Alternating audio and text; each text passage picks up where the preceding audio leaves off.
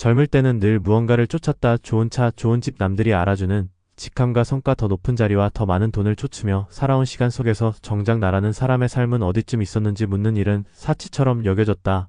그렇게 정신없이 달려오다 보니 어느새 몸에 이상이 찾아오고 아이들이 나를 필요로 하지 않는 나이가 되어서야 비로소 멈춰 선다. 그제야 묻는다. 나는 지금 재미있게 살고 있는가? 내 인생은 지금 어디쯤 와 있는가? 은퇴를 앞두거나 이미 은퇴한 이들이 공통으로 겪는 감정은 허탈함과 두려움이다. 젊은 시절엔 미처 몰랐던 인생의 진짜 재미가 나이 들어서야 보이기 시작한다. 하지만 그 재미를 만끽할 수 있는 준비는 누군가 대신 해줄 수 없다. 그것은 자신이 살아온 방식 속에서, 그리고 앞으로 살아갈 방향 속에서 비로소 완성된다.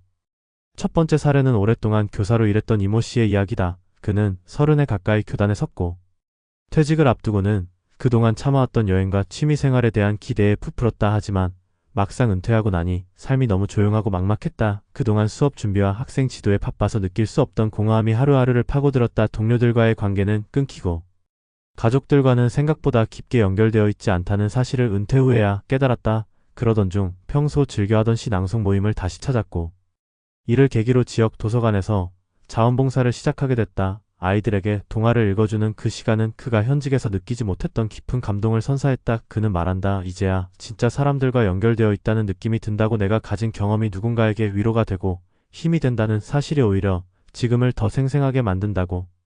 두 번째 사례는 대기업을 조기 퇴직한 후 프랜차이즈를 운영하다 실패한 박 씨의 이야기다. 그는 퇴직금과 여윳돈을 투자해 커피 전문점을 차렸지만 예상보다 손님은 적었고 임대료와 운영비는 생각보다 버거웠다. 결국 3년 만에 문을 닫고 나니 남은 건 경제적 부담과 자존심의 상처였다. 이후 그는 자포자기한 마음으로 지냈고 지인의 권유로 무료 시민대학 강의를 듣게 됐다.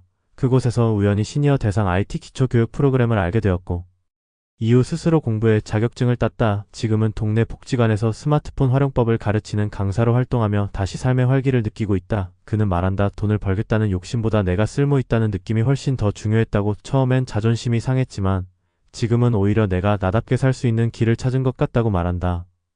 세 번째 사례는 전업주부로 살아온 김 씨의 경우다. 결혼 후 자녀 양육과 가족을 위해 헌신하며 살아왔지만 남편이 은퇴하고 아이들이 독립하면서 갑자기 역할이 사라진 듯한 상실감을 겪었다. 하루하루가 의미 없이 흘러가는 느낌의 무기력증까지 왔다. 그러던 중 동네 평생학습관에서 진행하는 캘리그라피 강좌에 참여하면서 삶의 색이 돌아오기 시작했다.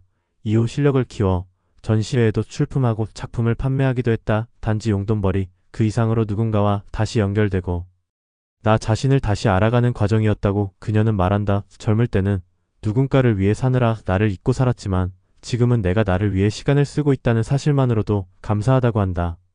이 세 사례는 결국 한 가지로 수렴된다. 나이 든다는 것은 상실만을 뜻하지 않는다. 새로운 시작의 기회가 될 수도 있고 그동안 미뤄뒀던 진짜 나와 마주하는 시간이 될 수도 있다. 중요한 것은 그 시간을 어떻게 채워갈지를 고민하는 것이다. 은퇴는 끝이 아니라 전환이다. 사회적 역할은 줄어들 수 있지만 인간으로서의 삶의 질은 더 풍요로워질 수 있다. 단지 그 질은 저절로 오지 않는다. 자기만의 관심사, 새로운 도전, 일상의 의미를 다시 찾으려는 의지, 그것이 있어야 인생 후반의 재미는 비로소 찾아온다.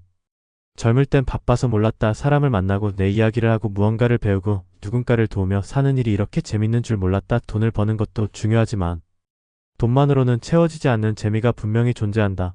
그것은 내가 누구인지 잊지 않는 것에서 시작되고 더 나은 내가 되고자 하는 데서 완성된다. 지금 은퇴를 앞두고 있다면 혹은 이미 퇴직했다면 잊지 말자. 진짜 인생의 재미는 나를 위한 시간 속에서 시작된다는 것을, 그것이 비로소 사는 맛이라는 것을 이제서야 깨닫는 이들이 늘어나고 있다. 준비된 은퇴란 결국 재미를 포기하지 않는 선택이며 그것은 결국 나를 존중하는 또 다른 이름이다. 요즘 시니어분들 만나보면 하나같이 하시는 말씀이 있다. 이제야 뭐가 진짜 재미있는 건지 조금은 알겠다고들 한다. 그런데 그 말 속엔 두 가지 의미가 동시에 숨어 있다. 한쪽은 지금이 진짜 좋다는 뜻이고 또 한쪽은 젊었을 때는 몰랐다는 아쉬움이다. 왜냐하면 우리는 너무 오랫동안 사는 재미를 오해해왔다. 성공이 재미라고 착각했고 돈이 여유라고 믿었고 자리가 곧 존재라고 착각했다. 그러다 어느 순간 모든 걸 내려놨을 때야 비로소 보이는 것들이 있다. 그중 하나가 진짜 재미는 바깥에 있는 게 아니라는 사실이다. 사실 은퇴는 계획한다고 다 준비되는 일이 아니다. 경제적인 준비가 아무리 완벽해도 정작 내 마음이 어디에 기대어야 할지 모르고 시간의 쓰임새가 불안정하면 결국 공허감에 시달릴 수밖에 없다. 특히 남성분들 중엔 이런 이야기를 털어놓는 걸 어색해하시는 분들이 많다. 현직에 있을 땐 늘 바쁘고 누군가에게 필요한 존재였는데 은퇴하고 나면 갑자기 소외된 듯한 느낌을 받는다는 분들이 많다. 그런데 재미라는 건 꼭 누가 불러줘야 생기는 게 아니다. 내가 나를 어떻게 대하느냐에서 비롯되는 거다. 결국 재미는 능동적인 감정이고 삶의 태도에 가깝다. 예를 하나 들어보자. 최근에 자격증 공부를 시작한 한 60대 후반의 남성분이 있었다. 과거엔 공기업에서 기술직으로 오랫동안 일하셨고 은퇴 후엔 크게 할 일이 없어 주로 집에만 계셨다고 한다. 하루는 딸이 스마트폰으로 무언가를 검색하다가 부모님들을 위한 드론 자격증 강좌를 소개해줬고 그때 무심코 한번 드러나 보자며 시작한 게 지금은 주말마다 드론 날리러 다니는 취미가 됐다. 처음엔 재미보단 뭔가 해야 할 것 같아서 시작했는데 의외로 자격증 공부가 재미있었다고 한다. 무엇보다 시험 준비하면서 머리를 쓰는 일이 오히려 자신을 살아있게 만들어줬다고 하셨다.